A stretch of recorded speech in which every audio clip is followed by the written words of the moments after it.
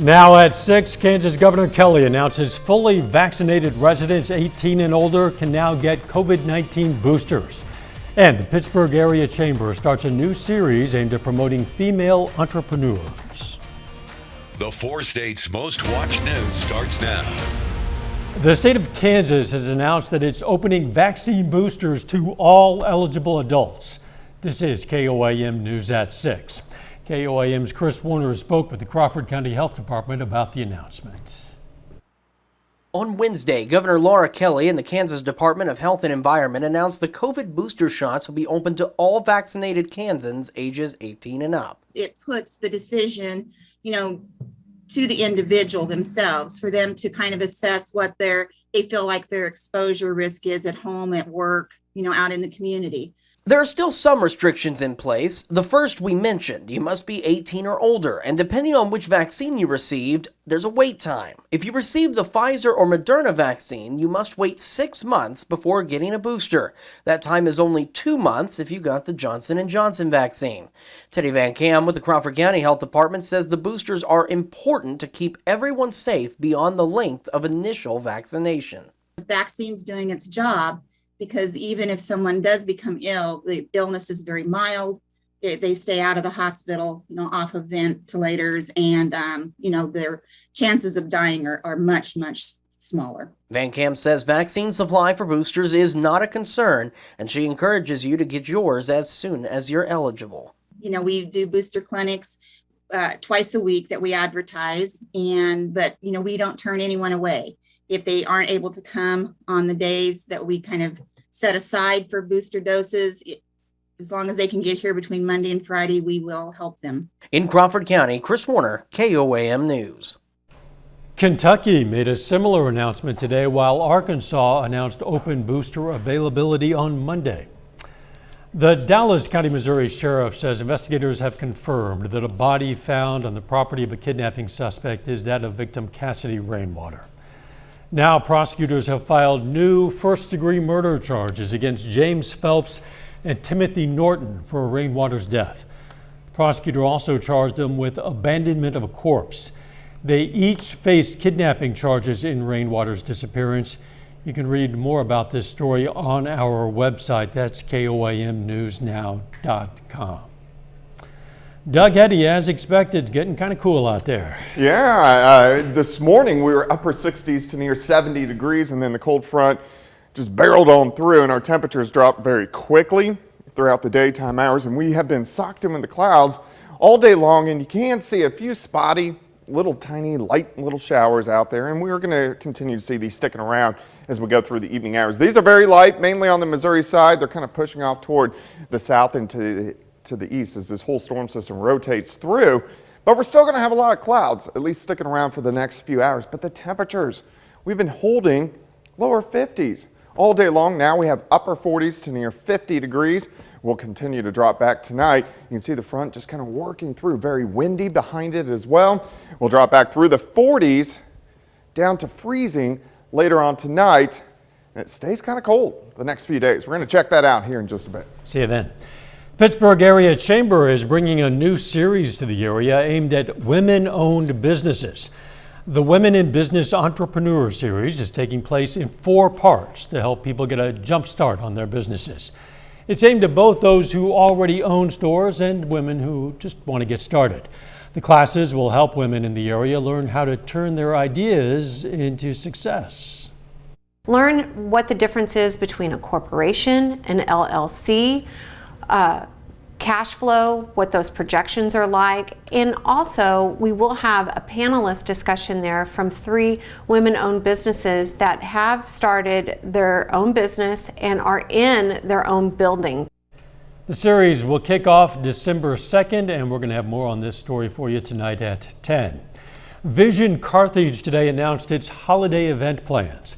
They're calling it Hometown Holidays, and it'll run from November 26th through January 1st.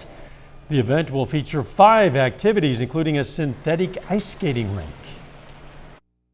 Buy your ticket to get into the village, and then there is an extra charge to skate, just $5 extra if you want to skate. And then depending on where you're from, there's a general admission fee, and then since Carthage is hosting the event, we are giving a little bit of a price break to our Carthage families. You can also book a private event for $100.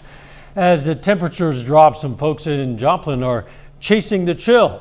It's an annual event aimed at collecting scarves, caps, and gloves to keep 4-staters warm.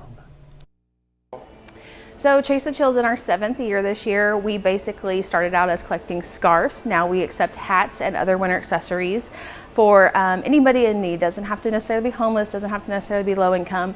Anybody that would need a set of winter accessories to get themselves through the cold, whether it be adult, teenager, child, we want to make sure they have it.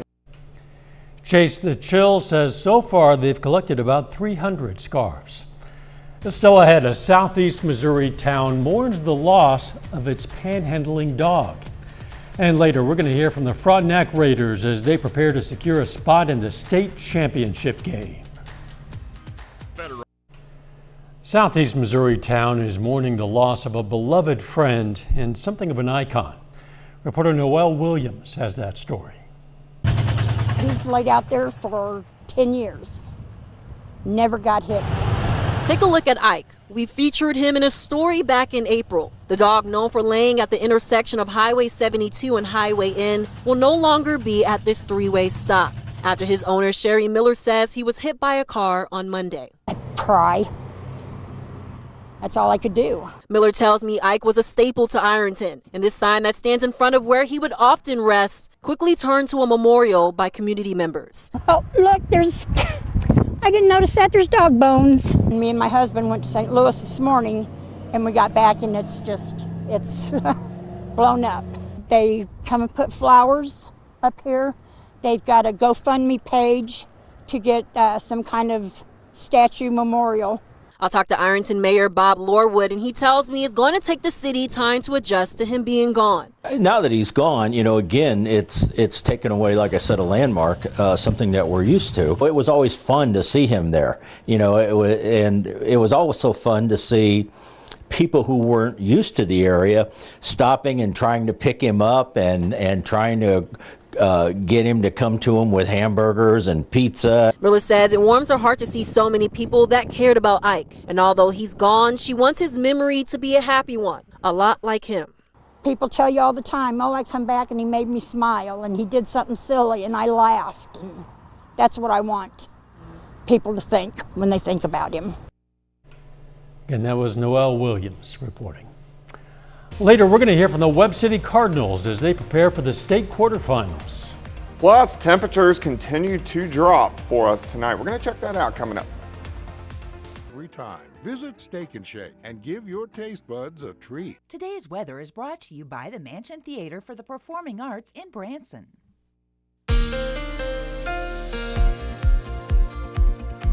Well, definitely turned much colder for us today. If you were outside during the morning hours, let's say prior to 10, it was near 70 degrees, and then the front blew through. The winds flipped around out of the northwest, and we started to drop as we worked through really late morning into the afternoon hours. As of right now, we're about 20 degrees colder than what we were at this time last night. It's not cold, it's just quite a bit cooler than what we were. You can see our temps yesterday pushing 80.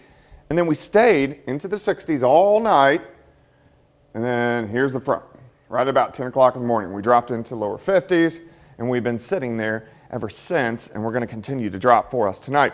50 in Nevada, 47 in Neosho, 50 in Miami. We have Parson sitting at 51, Pittsburgh checking in at 50 degrees. Look at the winds. Look at the front, just barreling through during the daytime hours. Strong north winds behind it. They have diminished a bit as the front gets a little farther away. But we're still getting some winds gusting in that 10 to 20 to 25 mile per hour range. And the winds aren't going to be too strong tonight or tomorrow, but still a little bit on the breezy side. Currently outside, winds are at 850. Humidity is at 41%. Through the evening hours, we slide back through the 40s. It's going to be a slow drop because of the clouds. Once we clear out, then we're going to bottom out near freezing later on tonight. So right now, we still have the clouds.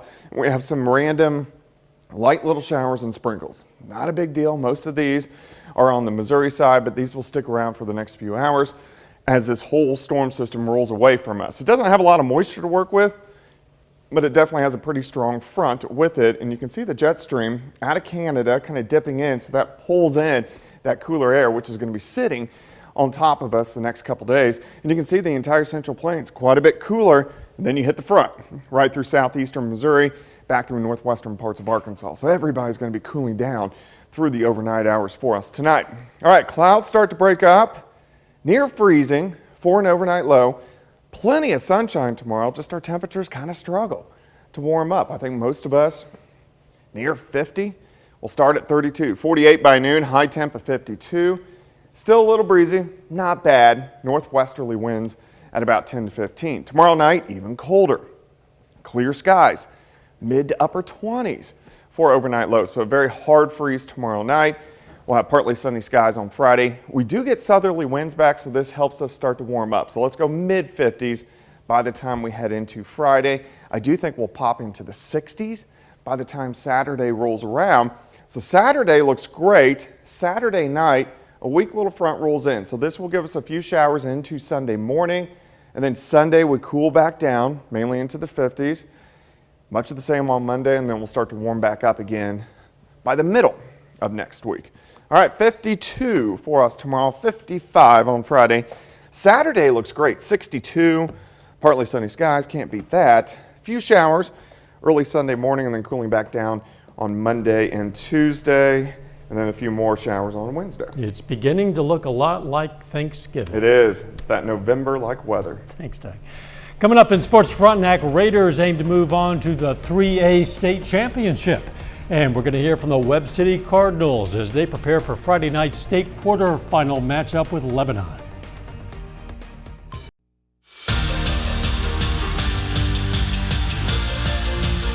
We have 5 local high school football teams still alive for state championships this season. In southeast Kansas, the Frontenac Raiders are the last team in our area still standing.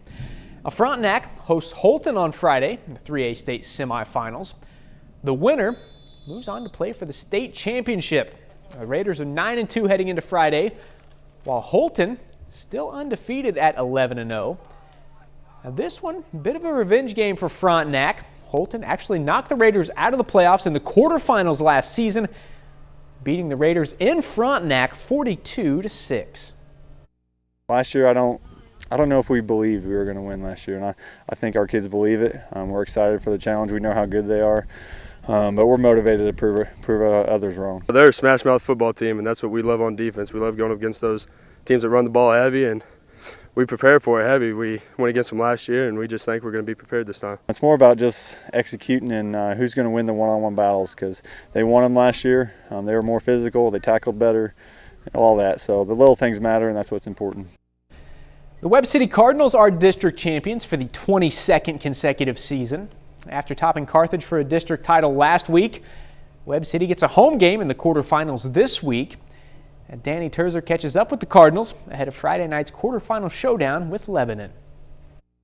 The Webb City Cardinals are locked in for another week of postseason football. I mean, it feels great. Every team wants to be in the position we are right now, and coming off of last week's win, we want to do better than we did last week, so we've been putting in work out here. Webb City took down undefeated Carthage last Friday to earn their spot in the state quarterfinals. I think it's a great learning lesson for us, for our football team, as we've kind of grown through this year. Just to never give up, never give in. We're down 14-0 on 2 turnovers. And, we could have packed our bags and just, called it a year. But, our kids kept battling. It was a big win that deserved celebration, but now the Cardinals have only one thing on their minds. We took Saturday and Sunday off, didn't come in, just said, you guys enjoy this. Monday morning, we do a scouting report on Monday morning. I said, once we get to that point, we're not looking back, we're looking forward. And so this whole week, that's all we've thought about is trying to get ready for Lebanon. We had fun, we loved it, it was a great experience, but we had to put that past us because now we're on to bigger things and we need to just work hard here so we can keep moving on. Webb City will host Lebanon. The Yellow Jackets are 10-1. They really do a great job of controlling the football and being really, really patient on offense. And, so you kind of understand as an offensive team yourself, you've got to be able to maximize your opportunities, can't make mistakes, and you got to try to get yourselves off the field on defense. The Cardinals get to play in front of their home crowd, so while it's quiet here now, come Friday, the stands behind me will be filled. Oh, it's great. It's a great atmosphere. And whenever you're out here, when you're walking down there and you just see everyone out here and you hear everyone cheering, it just feels good. In Webb City, Danny Terzer, KOAM Sports. Webb City's game against Lebanon kicks off Friday night at 7 p.m. in Webb City. So we've told you about Frontenac and Webb City. Here are the other 3 teams in our area still alive. Friday night, the Grove Ridge Runners playing the 2A quarterfinals, hosting Elk City. Then on Saturday, Lamar faces Ava in the Class 2 quarterfinals at 1 o'clock in the afternoon, while Seneca plays Mexico in the Class 3 quarterfinals at 2. And the winner of those games move on to the Final 4. And that's a look at sports. We're back with more news after this. Take time now to honor a local veteran. Doris Jean Harrison served in the U.S. Air Force during the Korean War. Her hometown, Webb City, Missouri. And we are proud to salute Doris Jean Harrison. She's tonight's 4-state hero. Here's a look at what's coming up tonight on KOAM News at 9 on Fox 14. Going to have more on the Pittsburgh Chamber of Commerce encouraging more women to become entrepreneurs. Also, we're going to visit North Carolina, where sweet potato farmers are talking about the challenges of getting their crops to customers during the holiday season. And we celebrate Guinness World Records Day with a look at people from around the world showing off some extraordinary skills. All that coming up Fox 14 at 9. Work by the late Mexican artist Frida Kahlo set a new record for the highest price paid for a painting by a Latin American artist. Her 1949 painting, Diego and I, sold at an auction for $34.9 million. It's her final self-portrait. As the title indicates, the second person in the painting depicted on her forehead is Kahlo's husband, muralist Diego Rivera. The couple shared a complex relationship. They divorced in 1940, 11 years after they were wed, in 1929, only to remarry the same year. The last time Diego and I sold at Sotheby's was in 1990, when it fetched a mere $1.4 million. One of Rivera's paintings sold for $9.76 million in 2018. Unconventional, for sure. Yeah, definitely. Worth some big bucks. What are you drinking over there? I can smell it. It's tea. It's like an orange hue, isn't it? Very orangey. It smells very orangey. Yeah. Yes. Quit asking questions. All right. You're going to need the tea tonight. It's going to get cold. We're going to drop back to right around freezing. Plenty of sunshine tomorrow, 52, 55 on Friday. Saturday looks pretty good for some playoff football, 62. And might want some warm tea, I guess, in the meantime. Yeah, but tomorrow I actually get to be inside, so it's nice. Pitt State women's basketball playing their home opener. It's one of my favorite games of the year. It's elementary kids school day. We're gonna have like 2,000 elementary kids in that arena tomorrow. Oh, wow. It's really loud. It's really fun. It starts at noon. Very good. It'll be fun for everybody. Thanks for joining us. We'll see you right back here for KOAM News at 10. Let's make it a great evening.